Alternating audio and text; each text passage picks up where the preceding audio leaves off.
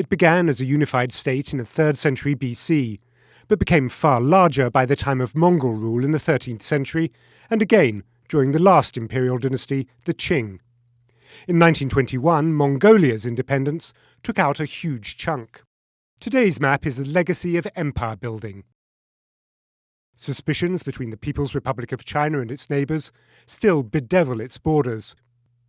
Even at the best of times, China and Japan often treat each other as rivals. Their differences are sharpened by territorial feuds. A cluster of rocks called the Diaoyutai Islands, or Senkakus in Japanese, is the focus of much bickering. Japan controls them, but China says it should. And how to draw the line between their exclusive economic zones. Japan says it should be halfway between them. China claims the entire continental shelf up close to Okinawa. In 2008, both sides agreed to develop the area together. But now Japan's angry about the Chunxiao gas field, known as Shirakaba gas field in Japanese, where it thinks China is trying to suck natural gas from the Japanese economic zone. Other claims would stretch China's territory deep into Southeast Asia. Vietnam, the Philippines, Malaysia, Brunei and Indonesia all have competing claims with China here. In 2002, all parties agreed to exercise self-restraint.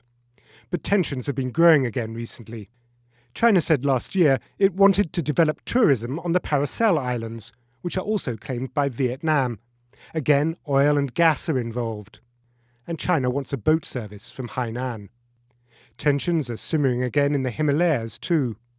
Disagreements here with India led to a border war in 1962. China's recent worries about Tibet seem to be reviving them. China's stepped up its accusations that India is occupying what China calls South Tibet. India calls this region the state of Arunachal Pradesh. To the west, India says China is occupying its territory in Aksai Chin. Talks between China and India have been getting nowhere. Finally, there's Taiwan. China's long been fearful that the island might make a formal bid for independence. In the mid-1990s, China made gestures that alarmed Taiwan and its backer, America. America moved 2 aircraft carriers close to the island as warning to China to back off. Lately, things have been smoother. In 2008, direct flights between Taiwan and the mainland were launched, along with direct sea transport and postal links. China's trying to persuade its neighbours that its rise is not to be feared, but its border disputes and feud with Taiwan create widespread unease in the region. Many wonder whether a powerful China might one day try to take by force the land that it sees as its own.